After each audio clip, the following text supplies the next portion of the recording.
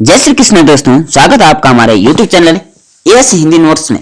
दोस्तों, आज की यह वीडियो हमारी बहुत जबरदस्त होने वाली है क्योंकि आज हम लोकोक्तियां तथा कहावत के बारे में संपूर्ण जानकारी आपको देने वाले हैं। आज हम इसकी परिभाषा से लेकर के संपूर्ण लोकोक्तियों की उदाहरण एवं अर्थ हम आपको बताने वाले हैं, क्योंकि ये अमूमन जो है हर परीक्षाओं में एक प्रश्न इसका अवश्य होता है। तो आप अगर इन कहावतों यानी लोकोक्तियों को अच्छी प्रकार से समझ जाएंगे तो आपका जो है हिंदी व्याकरण मजबूत हो पाएगा। नमस्कार दोस्तों, मैं अरुण सिंहवाल और स्वागत करता हूं आपके अपने चैनल में। अगर आपको वीडियो अच्छी लगे तो सब्सक्राइबर अवश्य करें और कमेंट में जय श्री कृष्ण अवश्य लिखें। चैनल को लाइक भी कीजिए। चलो वीडियो स्टार्ट करते हैं। सबसे पहले इसकी परिभाषा की बात करें। लोकोक्ति या कहावत के पीछे कोई कहानी होती है। इससे निकली बात लोगों की वाणी का अंग बन जाता है, लोकोक्ति कहलाने लगती है। लोकोक्ति या कहावत संपूर्ण तथा स्वतंत्र वाक्य होते हैं। इसमें एक प्रकार का प्रवाह होता है। वार्तालाप में इनके प्रयोग से श्रुति मधुर वाक्यों का सृजन करती है। साथ ही प्रयुक्त लोकोक्तियों का व्यावहारिक रूप में भी सामने आता है। व्यवहार में इसका अधिक प्रयोग होता है। और कई बार क्या होता है कि किसी बात को समझाने के लिए उसका घुमा फिरा करके यानी कहावत के माध्यम से उसको बताना, ताकि व्यक्ति की समझ में वह अच्छी प्रकार से आ जा सके। मुहावरे की तरह ही लोकोक्ति का अर्थ लाक्षणिक होता है। मुहावरे और लोकोक्ति में मुख्य अंतर यह है कि मुहावरा एक पदबंध होता है, वाक्यांश या वाक्य खंड होता है, जबकि लोकोक्ति जो है एक स्वतंत्र वाक्य होता है। प्रयोग की दृष्टि से भी मुहावरे और लोकोक्तियों में अंतर है। मुहावरा किसी वाक्य में समा जाता है तथा उक्त वाक्य में चमत्कार विषादता ला देता है, जबकि लोकोक्ति किसी वाक्य के समर्थन या खंडन के लिए प्रयुक्त की जाती है। ठीक है, यानी घुमा फिरा करके उस बात को खंडन करता है। चलिए बात करते हैं। सबसे पहले तो यहां पर हमने दो भाव उसके दिए हैं, कहावत या लोकोक्तियां और उसका अर्थ। ठीक है, संपूर्ण विधि अनुसार हम इसको जानेंगे। तो पहला है, इसमें कहावत आती है, अधजल गगरी छलकत जाए।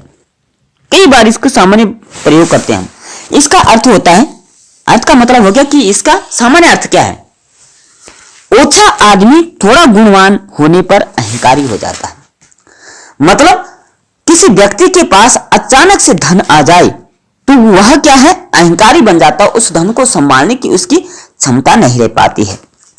वह उस पैसों को इधर उधर खर्च करने लगता है, आदि आदि बातें। इसलिए कहते हैं कि अधजल गगरी छलकत जाए, यानी अधूरा ज्ञान भी जो है वो भी नुकसानदेह होता है।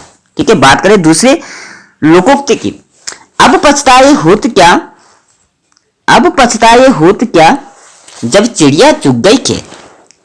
इस लोकोक्ति का भी बहुत जगह उदाहरण दिया जाता है। अमूमन बुजुर्ग लोग भी कहते हैं कि जब असफल हो गया तब सोच रहा है कि मैं अच्छी तरीके से तैयारी करता तो शायद पास हो जाता। अर्थ में भी इसका दीर्घ नुकसान हो जाने के बाद पछताना बेकार है। कहने का मतलब कि पेपर देने गए और बाद में जब घर आए तब बोला कि अरे ये प्रश्न का उत्तर तो मुझे आ जाता था। तो कहने घर वाले कहते हैं कि अब पछताए होत क्या जब चिड़िया चुग गए खेत। अब वो सोचने से क्या होगा जब वह समय निकल चुका है, अर्थात उस समय को पकड़ कर रखिए। ठीक है, ये इसका अर्थ हो गया। अब तीसरा है, आंख का अंधा नाम का नयन सुख। कहने का मतलब किसी व्यक्ति का नाम नयन सुख है लेकिन आंखें अंधी है। अर्थ क्या है इसका, नाम के विपरीत गुण होना। ठीक है, कहने का मतलब है किसी का नाम तो हो गया दयाराम और वह निर्दयी है, किसी पर दया नहीं करता है, किसी को अच्छी बातें नहीं कहता है, बुरे विचार उसके अंदर होते हैं। तो नाम के विपरीत कार्य करना, तो यही हो गया आंख का अंधा नाम का नयन सुख। ठीक है, अब बात करें आगे।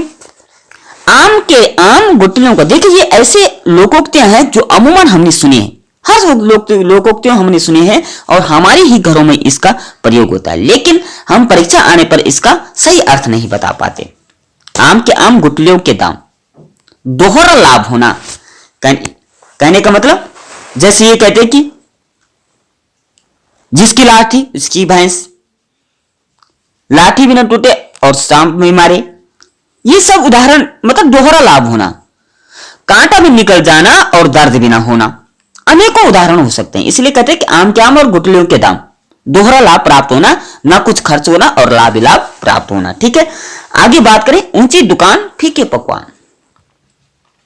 अब कहने का मतलब क्या है, व्यक्ति तो सजा धजा हो गया एकदम गुणवान, ऐसे बाहर से ऐसा लग रहा चमक धमक कोट पैंट पहन के शानदार फेसल करके, लेकिन जब बात आई दो व्यक्तियों के बीच ज्ञान की और तब लग गया ओहो ये व्यक्ति जो है सही प्रकार से, ये तो केवल बाहर की दिखावा कर रहा है, आंतरिक गुण में तो इसका कुछ है नहीं, ज्ञान तो इसको कुछ है नहीं, केवल बाहरी दिखावा करना, तो ये होता है ऊंची दुकान फीके पकवान।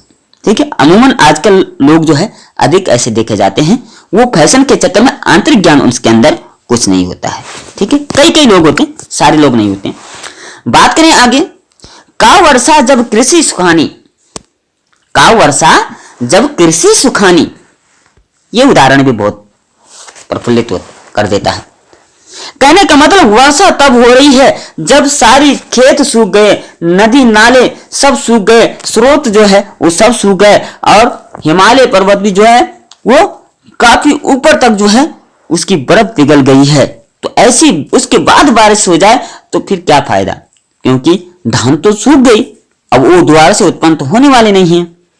तो इसीलिए कहते हैं कि अवसर निकल जाने पर सहायता व्यर्थ। कहने का मतलब है किसी व्यक्ति के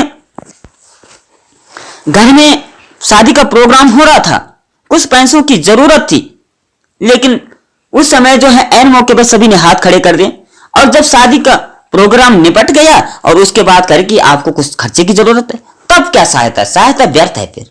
इसलिए कि जब जरूरत थी तब हमें प्राप्त नहीं हुआ, जरूरत न होने के बाद प्राप्त हुआ तो अब उसका कोई लाभ नहीं है। ठीक है, आगे बात करें, खिसियानी बिल्ली खंबा नोचे। खिसियानी का मतलब हो गया कि गुस्सैल, मतलब खिसियाली बिल्ली खंबा नोचे। अब खंबा नोचने का मतलब क्या, पेड़ नोचेगी तो उसकी जो है उसको कुछ लाभ प्राप्त होगा, उसके रेशा खाएगी। ये खंबा करेगी तो लोहा है, उस पर उसके नाखून ही टूट जाएंगे, व्यर्थ का दर्द होगा। यानी शर्म के मारे क्रोध करना। कई व्यक्ति है ऐसे जो शर्म आ रही है लेकिन क्रोध से उसका मुंह लाल हो जाता है, वह कुछ कह भी नहीं पाता है। ठीक है, ये उदाहरण जो है लोकोक्तियों से है और अमूमन हम इसका प्रयोग करते रहते हैं। बात करें आगे, बिल्ली के भाग से छींका टूटा। मतलब बिल्ली के भाग से, कई बार घरों में उदाहरण देते हैं, बिल्ली के भाग से छींका टूटा, चाहे जैसा चाहा वैसा हुआ। कहने का मतलब जैसे मन में कल्पना थी उसी प्रकार से हुआ। हमने चाहा था कि हमारे बच्चे जो है अच्छी तरीके से पास हो जाए, अच्छे नंबरों से पास हो जाए, वो समाज में हमारा नाम रोशन करे, ठीक उसी प्रकार से हो रहा है जैसे मैंने कहा। ठीक है, अब आगे इस उदाहरण का प्रयोग भी बहुत ज्यादा होता है, नाच न जाने आंगन टेढ़ा। अधिकतर लोग ऐसा करते हैं आजकल। कहने का मतलब नाचना तो नहीं आ रहा लेकिन बता दिया क्या कि आंगन ही टेढ़ा था, मैं इसलिए जुड़ा के, मतलब अपनी गलती न मानना, अपनी असफलता का दोष दूसरे पर डालना। कहने का मतलब कि व्यक्ति क्या है, हर जगह गलती करता है लेकिन उस गलती में अपनी गलती छुपाने के लिए उसी कार्य की गलती बता देता है। माना कोई रास्ते में चल रहा है, स्कूटी चला रहा है या गाड़ी चला रहा है कोई, और ठोक दिया किसी को, गलती उसी की थी लेकिन कह दिया नहीं नहीं नहीं, वो सामने वाला वो खड़ा हो गया था वहां पे इसलिए ठुक गया, वो ना होता तो शायद अच्छा, मैं तो अच्छा चल रहा था। मतलब अपनी गलती छुपाना, दूसरे को दोषी ठहराना। ठीक है, अब बात करें आगे, अंत भला तो सब भला। कहने का मतलब अंत अगर सही हो गया तो समझो सब सही हो गया, और अंत अगर खराब हो गया तो पहले का अच्छा किया वो भी बेकार चला जाता है। कहने का मतलब हम किसी कार्य को अच्छी प्रकार से निभाने की कोशिश कर रहे हैं। पूरे साल भर जो है हमने अच्छी पढ़ाई की, परीक्षा आते समय हम थोड़ा चूक हो गई हमसे और हमने कुछ सब प्रश्न पेपर जो है अच्छा नहीं कर पाया और हमारे कम नंबर आ गए, तो सभी लोग कहेंगे कि जिसने साल भर नहीं पढ़ा। लेकिन व्यक्ति ने पूरे साल ऐसो आराम किए और लास्ट में उसने कुछ ध्यान दिया 1-2 महीने और उसके अच्छे नंबर आ गए, तो लोग कहेंगे इसने बहुत मेहनत की, ये तो साल भर पढ़ता रहा। कहने का मतलब अंत भला हो गया तो सब भला हो गया। परिणाम अच्छा हो तो कार्य सफल हो जाता है। ठीक है, अच्छे कार्य के लिए सभी कहते हैं कि बहुत मेहनत की इसने। कहने का मतलब व्यक्ति कोचिंग भी कर रहा है, अनेक कुछ संस्थानों में वो पढ़ रहा है, दिन रात पढ़ता जा रहा है, लेकिन किस्मत उसका साथ नहीं दे रही, उसको नौकरी नहीं लग पा रही है। तो अड़ोसी पड़ोसी भी कहते हैं कि आपके बेटे कुछ नहीं करते हैं, बैठे रहते हैं, क्या कर रहे हैं, नीचे पैसे बर्बाद कर रहे हैं। लेकिन कई लोग क्या है, वो बिना कोचिंग करे घर ही में बैठे रहते हैं, कुछ कार्य भी नहीं करते, लेकिन नौकरी प्राप्त हो जाती है बिना कोचिंग के भी। तो कहने का मतलब अंत भला हो गया तो सब भला हो गया। ठीक है, आगे बात करें, अंधेरी नगरी चौपट राजा। देखो सारे लोगों क्या हमने पढ़े हुए हैं, सुने हुए हैं। अंधेरी नगरी चौपट राजा, टकेसर बाजी टकेसर खाजा। इस उदाहरण को भी हम बार बार सुनते रहते। मुखिया मूर्ख हो तो परिवार में कलह बनी रहती है। मतलब अंधेरी नगरी चौपट राजा, नगरी भी अंधेरे और राजा भी चौपट। कहने का मतलब घर का अगर मुखिया अगर सटीक है, नियम अनुसार कार्य करता है, तो उसके पूरा परिवार जो है वो सब सुखहाल चलता है, उसके घर में सुख समृद्धि बनी रहती है। लेकिन जहां जो मुखिया ही गलत हो, शराबी हो, नशे करता हो, तो उसके परिवार में सब ऐसे ही बन जाते हैं। ठीक है, बात करें आगे, अंधे के हाथ बटेर। ये मुहावरे भी हम बहुत सुनते हैं। अनायास इच्छित वस्तु का मिलना। अंधे क्या, जिस रास्ते में चल रहे हो अचानक से पर्स मिल गया, उसमें लाखों रुपए मिल गए, तो कहा कि अंधे के हाथ बटेर लग गई। अनायास का मतलब होता है बिना इच्छा के भी वस्तु प्राप्त हो जाना। ठीक है, आगे बात करें, आसमान से गिरा खजूर पे अटका। ये उदाहरण भी बहुत प्रयोग करते हैं। आसमान से गिरा खजूर में अटका। काम पूरा होते होते रह जाना। काम पूरा होते होते रह जाना कई बार होता है।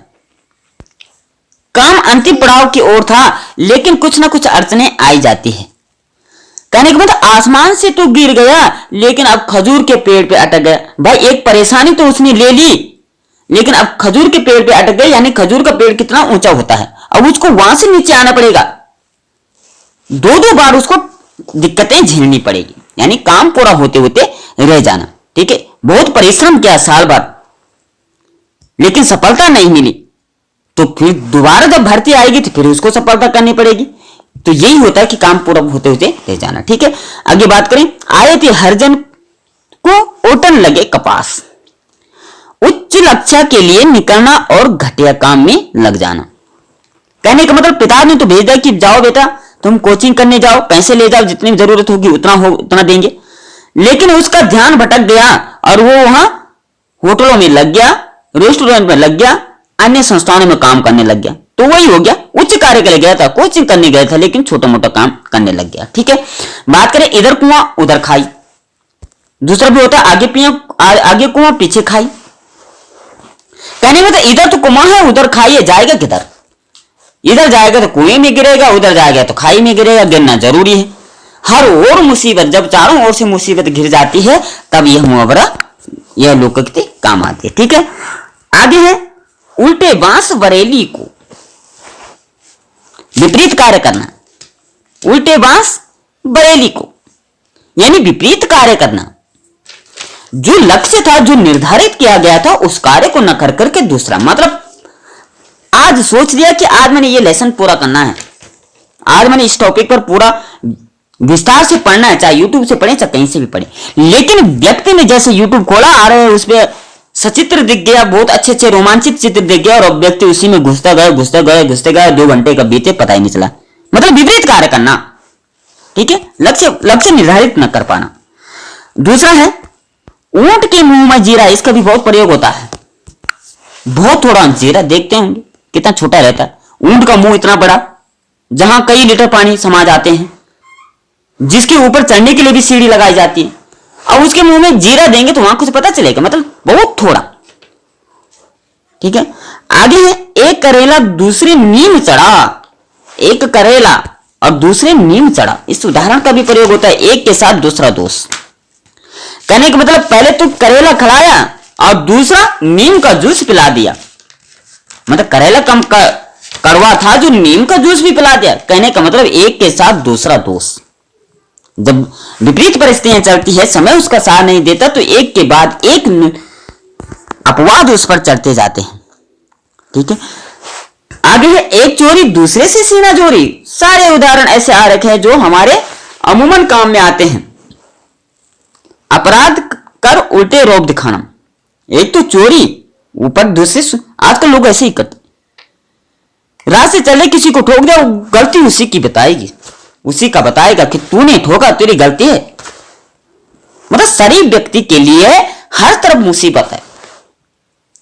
अपराध भी करना और अपने अपराध को छुपाने के लिए उल्टा रोब जबाना।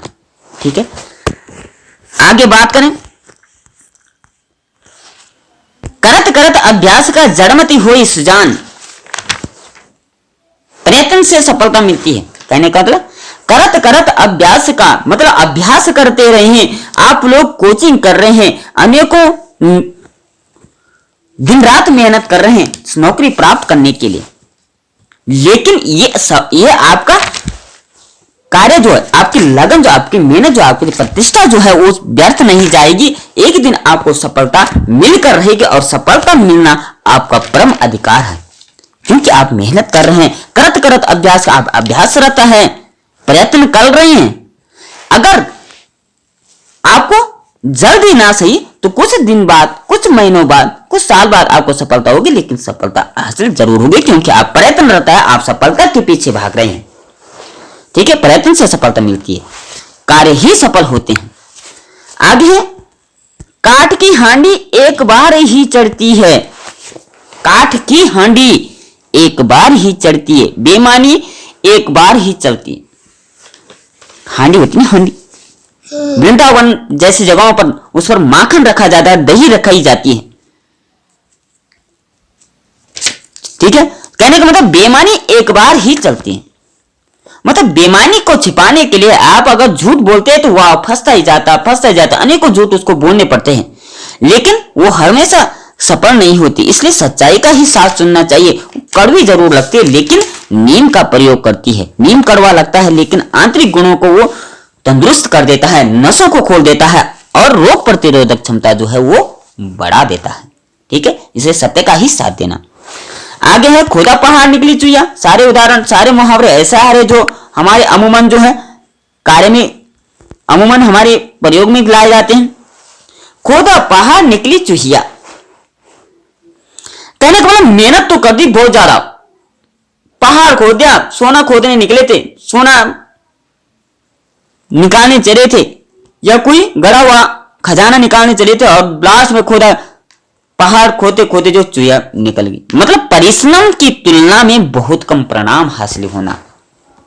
ठीक है, व्यक्ति, छात्र जो है साल भर मेहनत तो करता है, लेकिन उसकी मानसिक एबिलिटी इतनी नहीं हो पाती है कि उसको अच्छे अंक प्राप्त हो जाए। कई व्यक्ति, कई छात्र ऐसे होते हैं जो कम पढ़ते हैं लेकिन दिमाग में उनको घुस जाता है, और कई ऐसे होते हैं जो दिन भर पढ़ते रहते हैं, रात भर पढ़ते रहते हैं, उनकी दिमाग में उतना नहीं घुस पाता है, यानी परिणाम अच्छा नहीं मिल पाता। परिश्रम अधिक होता है, मेहनत नहीं मिल पाती।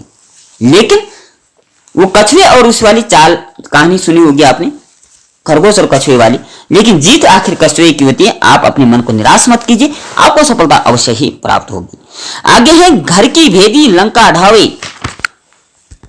देखो, घर का भेदी लंका ढावे, आपसी फूट से कमजोरी आती है। कहने का मतलब घर में ही अगर अपना ही भाई है और वो अपना ही बैरी बना हुआ है, तो फिर पड़ोस में उसका या समाज में उसके कौन मित्र हो सकते हैं। अपना ही जब फूट डाल रहा है तो पड़ोसी तो वाई वाई लूट रहे हैं। अच्छा वाह, अरे तेरा भाई ऐसा है, अरे वो तो ऐसा ही है, अरे तुम्हारे घर में ऐसा है वैसा है, फूट डालते हैं। ठीक है, इसीलिए नींव मजबूत है तो बाकी कोई कुछ नहीं कर सकता। आगे है घर की मुर्गी दाल बराबर। उदाहरण है ना, उदाहरण कहावत उल्टी दी है लेकिन इसका सार बहुत है। कहने का घर की मुर्गी दाल बराबर, कहने का मतलब घर में जो दाल बनी हुई है वह मुर्गी से कम नहीं है, उसका स्वाद ही अलग है। आप बाहर अगर चिकन तंदूरी खाते हैं लेकिन घर में अगर आपने हाथ से बनी हुई दाल खा ली तो वो बहुत ही पौष्टिक आहार होता है। सहजता से प्राप्त हुआ वस्तु का आदर नहीं होता, सहजता से प्राप्त हुई वस्तु का आदर नहीं होता है। कहने का मतलब कल के दिन आपने 1 महीने ही घर में तैयारी की और आप IAS बन गए तो आप भी उसके कदर नहीं कर पाएंगे, क्योंकि आपने जो है वो कठिन परिश्रम नहीं देखा है, आपने दुख नहीं झेला है, आपने राती नहीं काटी है, आपने नींद कम नहीं की है, आपने अपना सुख चैन नहीं छोड़ा है। आपको उस पद का भी एहसास नहीं हो पाएगा क्योंकि आपने उसके लिए कुछ खोया नहीं है। इसलिए सहजता से सरलता से जो वस्तु हमें प्राप्त होगी उसका अनादर ही कहते हैं। कहने का मतलब कल के दिन आपकी 1 लाख की नोट 1 करोड़ की नोट लॉटरी लग गई तो उस पैसों की कोई कदर नहीं कर पाओगे, वो पैसे ऐसे ही बर्बाद होते जाएंगे क्योंकि आपने उसको पाने के लिए ज्यादा मेहनत नहीं की। और आपकी अगर साल महीने की तनख्वाह 10,000 है तो आप समझेंगे कि आपने लाखों रुपए कमा दिए और वो 10,000 आपके बहुत काम आने वाले हैं। इसलिए परिश्रम से कमाया हुआ धन वह सफलता ही प्राप्त कराता है। ठीक है, आगे उदाहरण है चोर की दाढ़ी में तिनका। अब देखो, दोषी हमेशा चौकन्ना रहता है लेकिन वो चौकन्ना रह ही नहीं पाता है, कुछ ना कुछ सबूत जरूर छोड़ता है। ठीक है, यानी जो चोरी करेगा वह पहचाना ही जाता कि चोर यही है, क्योंकि उसके चेहरे के हाव भाव ही बता देते हैं। ठीक है, आगे बात है जिसकी लाठी उसकी भैंस। जैसे पहले होता था, मैच होता था बच्चों का, भाई बल्ला मेरा है पहले बैटिंग मेरी होगी, अब बॉल मेरी है तो पहले बॉलिंग मैं करूंगा। तो वही ताकतवर की ही जीत होती है। अब वो ताकतवर किस क्षेत्र में है? बुद्धि में है, ये शारीरिक ताकत में है। ठीक है, मतलब जिसकी लाठी है, जिसके पास, कहने का मतलब अगर कोई सामने से आ रहा है और खेत में कोई भैंस चल रही है और उस व्यक्ति के हाथ में लाठी है तो लोग कहेंगे भाई ये भैंस किसके? भाई उसी के जिसके हाथ में लाठी है।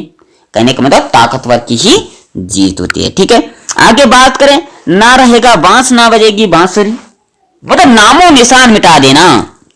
न कारण होना न कार्य होगा, न कारण होगा न कार्य होगा, मतलब जो कारण ही नहीं होगा तो कार्य कैसे होगा?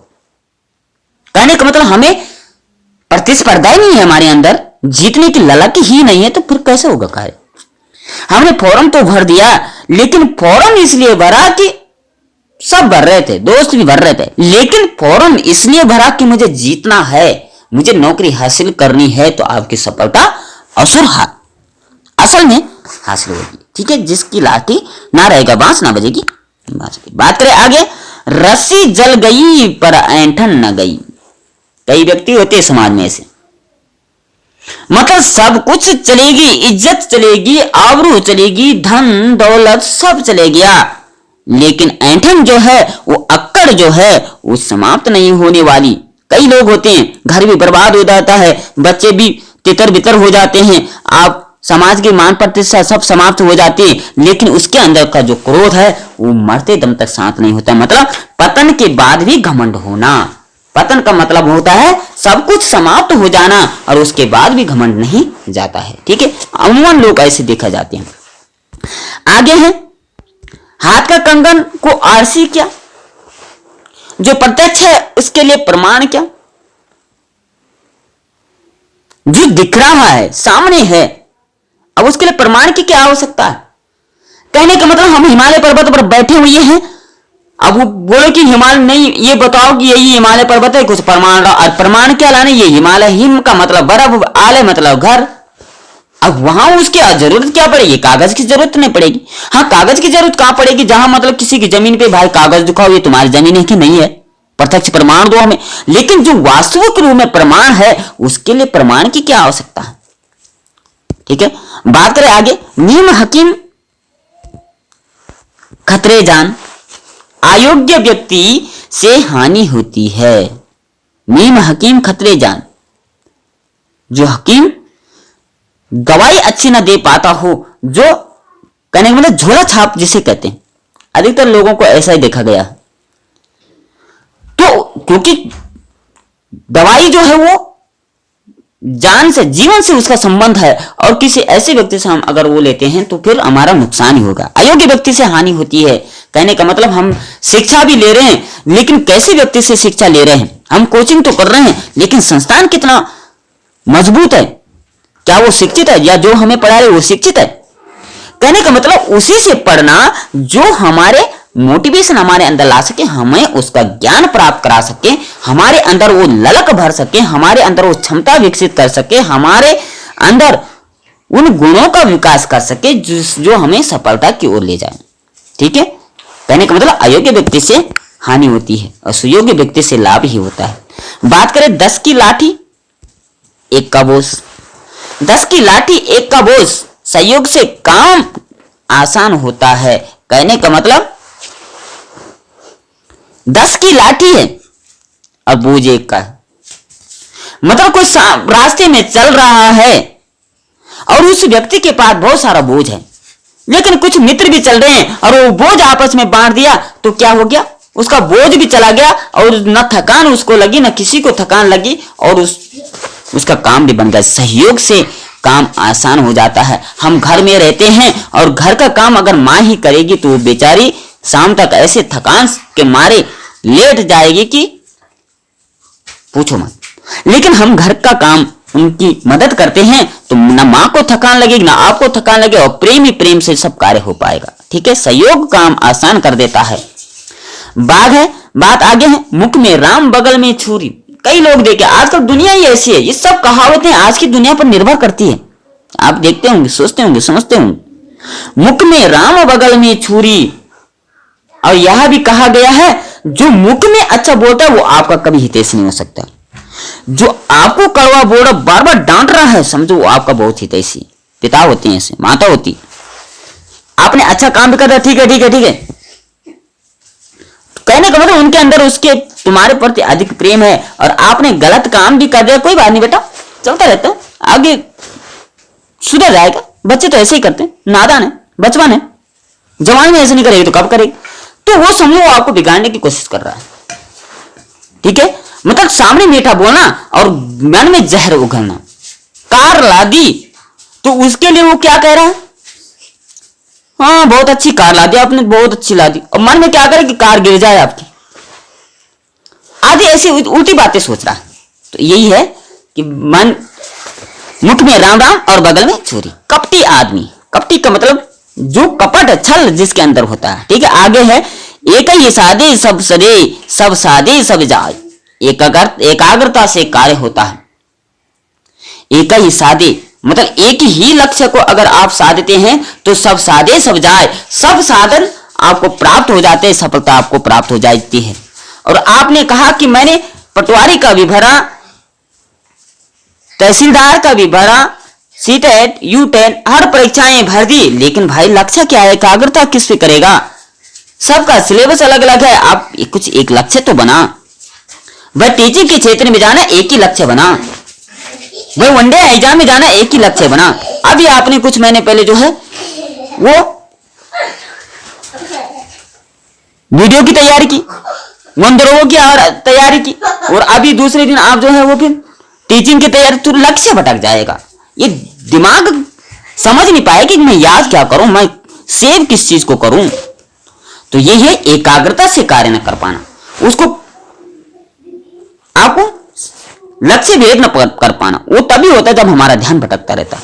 ठीक है, एक लक्ष्य को ही प्राप्त करना, पहले चुनना कि मैंने करना क्या है।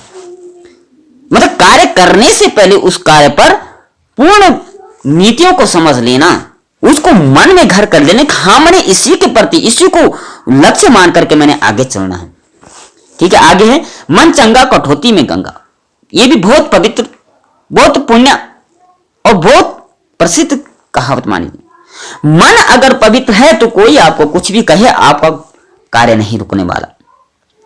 मन आपका क्या है, सद्विचारों से भरा हुआ है, लोगों को परोपकार देने की भावना आपके अंदर है, लेकिन लोग कहते हैं कि बहुत कपटी है, ये है वो, तो आपको कुछ होने वाला नहीं, क्योंकि मन की पवित्रता सबसे बड़ा पुण्य है। मन आपका जो आपका अपने पिता और माता के प्रति बहुत प्रेम है, लेकिन लोग उनको भड़का रहे हैं कि आपका बेटा आपकी कदर नहीं करता, आपका बेटा आपको फोन नहीं करता, आपका बेटा आपके साथ अच्छा व्यवहार नहीं करता, तो लोग कहने दो, क्योंकि आपका मन जो है उनके प्रति अच्छा है और वही भाव आपको पितृभक्ति के प्रति जगाता है। ठीक है, आगे है होनहार विद्वान के होत चीकने पात। होनहार के लक्षण शुरू से ही पता चल जाते हैं। ठीक है, और जो उग्र स्वभाव का होगा, कपटी स्वभाव का होगा, पहले से ही छल कपट उसके अंदर आ जाते हैं, यानी गुण विद्यमान पहले से ही हो जाते हैं। हम तो उसको धार देने की जैसे जैसे उम्र बढ़ती है वैसे वैसे धार देना शुरू कर देता है और वो और नुकीली होती जाती है। जो बुद्धिमान होगा वो पहले से ही होता है और जैसे जैसे धार देता है और बुद्धिमान होता जाता है, और जो कपटी होता है वो पहले से ही कपटी होता है और धीरे धीरे उसके अंदर वही गुण विद्यमान होते जाते हैं। ठीक है, आगे है सांप भी मरा और लाठी भी ना टूटी। बिना किसी नुकसान के काम को बनाना, आगे भी हमने पहले भी हमने ये पढ़ा था इसका दूसरा। ठीक है, जिसकी लाठी उसकी बात, वही उदाहरण हो गए, सांप भी मरे और लाठी भी ना टूटी, मतलब बिना नुकसान के काम करना। ठीक है, अकल बड़ी या भैंस बड़ी, ये उदाहरण भी बहुत प्रसिद्ध है। अकल बड़ी है कि भैंस बड़ी, बुद्धि बल से बड़ी होती है।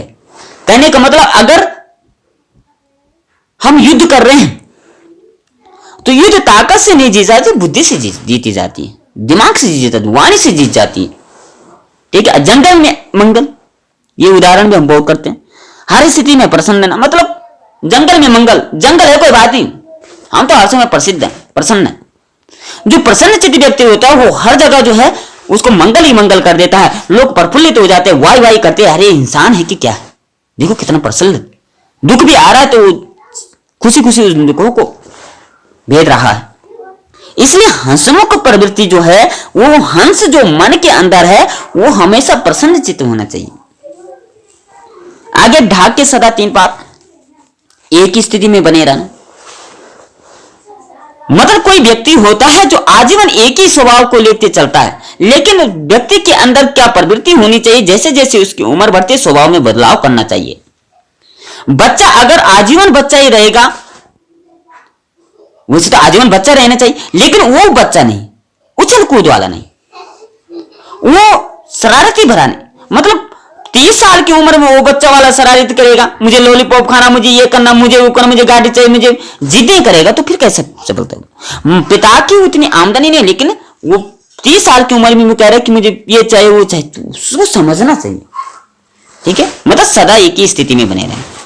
ठीक है, तो ये हमने संपूर्ण कहावत और लोकोक्तियां आपको बताई, जो अमूमन हर परीक्षाओं में देखने और सुनने को मिलती हैं। इन कहावतों को अगर हम अच्छी प्रकार से जान लेते तो आपकी सफलता आपके साथ अवश्य होगी। और हिंदी के क्षेत्र में हम आपके साथ बने हुए हैं और समय समय पर आपको ऐसे ऐसी वीडियो लाते रहेंगे। ठीक है, इससे पहले अगर आपको अच्छी लगी हो तो कमेंट में जय श्री कृष्णा अवश्य लिखें और वीडियो को लाइक से सब्सक्राइब जरूर करें। आज के लिए इतना ही। जय श्री कृष्णा, आपका दिन मंगलमय हो। जय श्री कृष्णा, राधे राधे।